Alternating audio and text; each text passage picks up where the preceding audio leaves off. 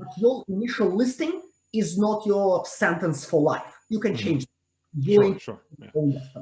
Okay, let's talk more now about these, exactly what you mean by the wrong exchanges. And I think pretty soon we should maybe move away from that nomenclature. But okay, so you mentioned AIM, you mentioned Canada. Where else do you look? There's a lot of exchanges out there in the world. Yeah. And so what else, which other ones would you consider? Where else have you been active? And what's your criteria for considering an exchange other than the US ones? Okay, excellent. Let's discuss that. So yes, Canada, AIM. Another one would be Australian Stock Exchange. Okay. Again, this time. Where they also speak English. Go on. And again, you will not catch me with saying they speak the language similarities. They speak the same language. So again, it's just easier, right? I haven't done anything in New Zealand. My understanding is that it's very small stock exchange. Also, Australia is a very interesting, in my opinion, country and exchange to look for ideas for this reason. So United States have an incredibly developed and robust venture capital and growth private equity ecosystem.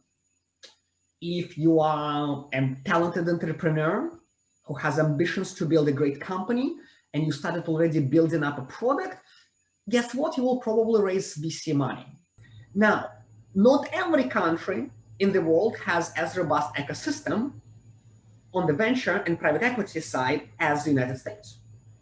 Australia is an excellent example of that. Companies go public there a lot earlier.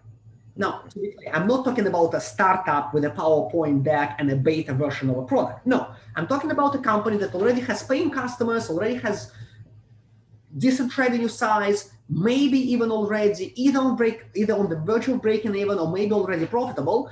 But in the US, they would just go and raise round D or round E or round C and will stay private a lot longer. In Australia, apparently, and to be clear, I've never been to Australia, although I'd love to, but in my understanding is that in Australia, it's a lot more common for those companies go public earlier. All right.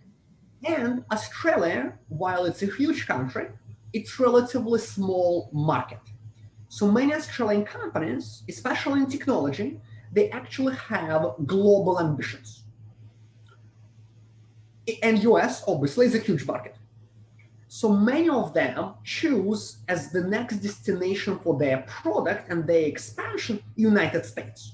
So there are several stories of CEOs actually moving to the United States of America from Australia, relocating part of their team, building up the US team, and then you have these two offices, one in Australia, one in United States. Don't ask me how CEOs manage that given time difference. I'm sure it's a challenge and their working hours and sleeping hours may be a little bit awkward sometimes, but that's what they chose to and was the price they're willing to pay in order to grow the business and make it truly global.